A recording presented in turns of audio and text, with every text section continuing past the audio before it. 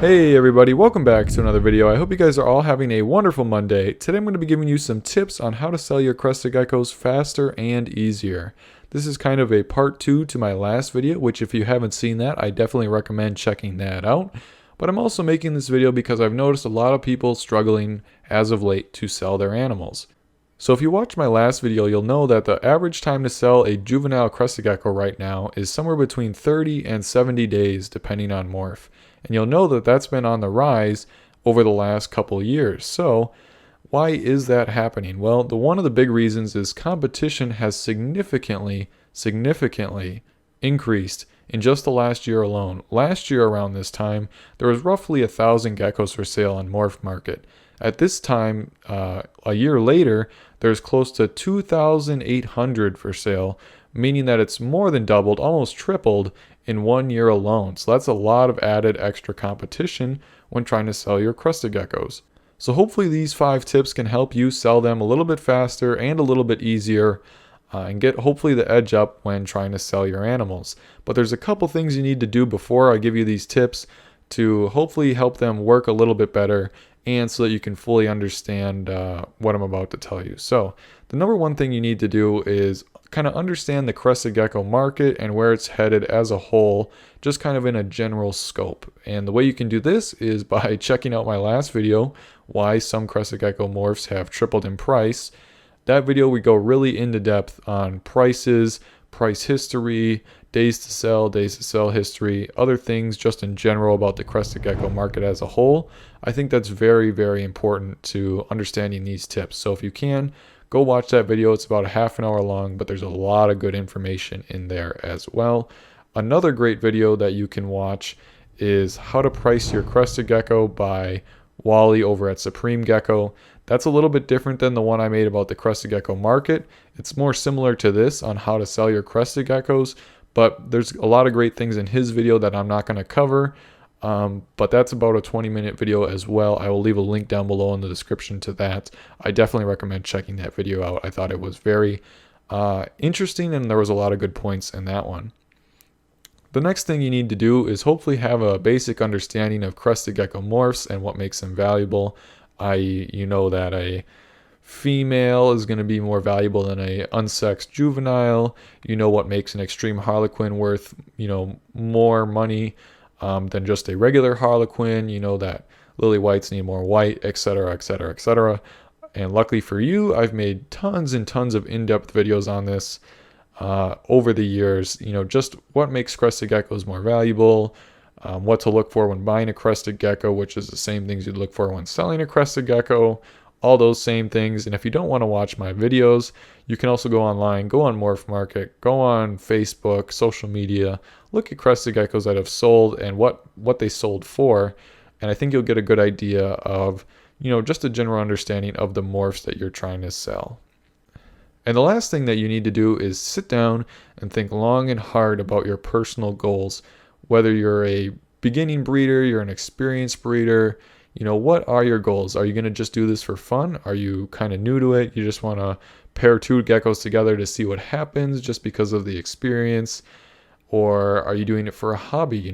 That's kind of where I'm at. I'm just, trying to sell enough to support the geckos I have and make enough to buy more cool geckos in the future. Or are you doing this as a business and you're trying to put food on the table for your family? That's really going to determine how well you can use some of these tips. So think about that. Think about what category you're in and what you're looking for personally. I can't tell you that. You have to think about it. So once you have that, you can take these tips and hopefully use them to sell your Crested Geckos easier and quicker. So my first tip for you is if you're breeding, start with quality geckos to begin with, but just remember that being more expensive initially does not mean that they're better geckos. So there's a lot of people out there producing average looking geckos. So obviously getting a little bit of a heads up and getting some quality animals in whatever morph you want to work with is going to be a big benefit to you. You want to get the best animals that you can afford. Hopefully, they're nice enough to produce nice quality babies, because this is going to give you a little bit of an edge up over everybody else who's producing just average looking geckos. Tip number 2 is how hot is the morph? And this is how hot is the morph of the gecko you're trying to sell. So whatever morph you're trying to sell, it doesn't matter what it is, go on MorphMarket and see, is there a lot of them for sale? Are they selling fast? Are they selling slow? Is the price going up over time? If you're wondering about that, you can watch my last video. I went over 5 popular morphs. Maybe it's one of those. Or just, go on MorphMarket or some other website where you can see past sales and see if it's selling fast or not. And obviously, if it's selling fast and it's very popular, you're going to be able to ask more money for it. And it'll sell quicker. If it's not so popular right now, you're going to have to ask less for it, and it's probably going to take longer to sell. My third tip for you is don't always chase the hottest thing. I know that might seem like kind of a controversial one. It would make sense to go after the brand new Crested Gecko morph, and these days there's always something new coming out. But honestly, if you kind of pick your own morph, you pick something you want to work with because you're passionate about it and you really like it, and you just consistently build on it, try and produce nicer and nicer and nicer animals of that specific morph, whatever it may be, whether it is lily whites or axanthics or cappuccinos, which are relatively new right now. Maybe not the lily whites, but, like cappuccinos, if that's something you're really into and that's what you want to work with, great. But if you're into just, patternless reds, producing great patternless reds could be, very lucrative for you if you're producing nicer animals, and people will come to you to get those. So sometimes chasing after the hottest thing can work out, but I would recommend just picking something you really like, working on that, and staying consistent with it. Tip number 4 is trying to build a good reputation. Now, this is something that you can't do overnight. Same thing with tip number 3 is something you can't do overnight. However, after years of dealing with, customers and other gecko people, you're going to build up, hopefully, a good reputation over time. And this is something that can really, really, really help you sell animals quicker. Because chances are, the higher end animals that you're going to be selling, hopefully, are going to be going to other breeders, other keepers, other people that are in the hobby who want to breed crested geckos. The average, beginner keeper isn't buying that $1,000 animal. So it is important to have a good reputation, have good relationships with other people in the community, and, overall just try to be a good human being. Now, tip number 5 is try and pick a strategy. Now, this is going to sound kind of nerdy, but I did make this chart here that I feel like 99.9% of crested gecko breeders and sellers are going to fall into.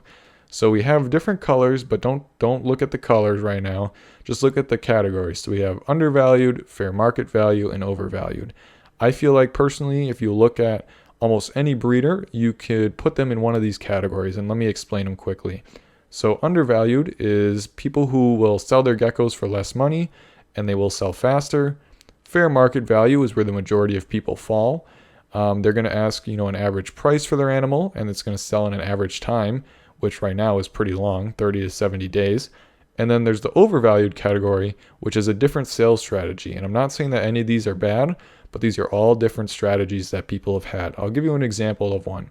So for undervalued, I'm going to use JB's Cresties, who I immensely like and unfortunately doesn't sell a whole lot of geckos anymore, at least online. But what she would do, from what I remember, this is a couple of years ago, so it might be a little bit fuzzy, but from what I remember, she would take, 20 to 40 geckos at a time and list them up for sale. But, like I said, she had built up a good reputation over the years, so people knew she had quality animals. She had excellent customer service, but she also had fantastic, absolutely fantastic prices. And from what I can remember, her geckos would sell out like within an hour, couple hours max, and they'd all be gone. And the only reason I remember this is because there's geckos that I would try and buy, and they'd literally be sold out minutes after me inquiring about them. And I'm talking about like all her geckos would sell like this because she priced them all what I would consider to be undervalued. And people took that, they saw it, they said it was a good deal, and all her geckos sold out very quickly. But she got a lesser price than she probably could have got for them had she priced them a little bit higher. But then it would have also probably taken them longer to sell. So I feel like that was kind of her strategy. She probably didn't realize it, but that's kind of where I would place her. Myself, I would probably place in the fair market category. I want them to sell at a decent rate, but I also want them to get an average price for them. And I feel like this is where the majority of people would fall. And then in the overvalued category, which, doesn't mean it's bad necessarily, it's just a different strategy. This is where a lot of big breeders are going to fall. What they do is they mark their geckos up higher, and then they do a sale. They'll do a 20%, 25%, even 50% off sometimes. Some of the geckos will sell at full price, but the majority of their animals are going to sell when they're on sale. Not all of them do this, but I'm not saying it's bad either. It's just a different strategy that they have. You don't have to be a big breeder to do it either. It's just what I've noticed over the years, that they like to mark them up, then do a big sale on them. It's a different kind of strategy because the customer thinks, you're getting a 50% off. That's such a great deal, but that's probably what they wanted to sell it for all along. Fair market value, generally you're probably doing some smaller sales, maybe not that crazy 50% off because you would already be considered fair market value. And then the undervalued people probably aren't doing any sales at all because they're already very undervalued and they're already considered to be a good deal. You could probably pick any breeder and put them into one of these three categories, I would argue. Are they selling them at an undervalued price at a really good deal? Are they pretty fair, or do they mark them up high and then like to do sales on them? I'm not saying there's anything wrong with any three.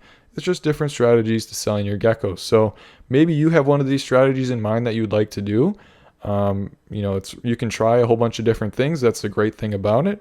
But this is my tip to you: is just try and pick one of these and run with it, see how it works.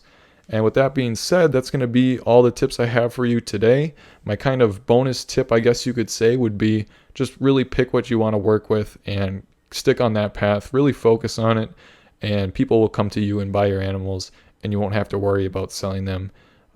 They'll just naturally sell on their own. Hopefully this video helped you out. Let me know down below in the comments if you think there's anything I missed. Like I mentioned at the beginning of this video, I know this was a little bit of a different take on it. If you'd like to see another great video about how to price your geckos and how to sell them, please check out Wally's video over at Supreme Gecko. Link down below in the description. Excellent video. And with that being said, I hope to see you in my next video.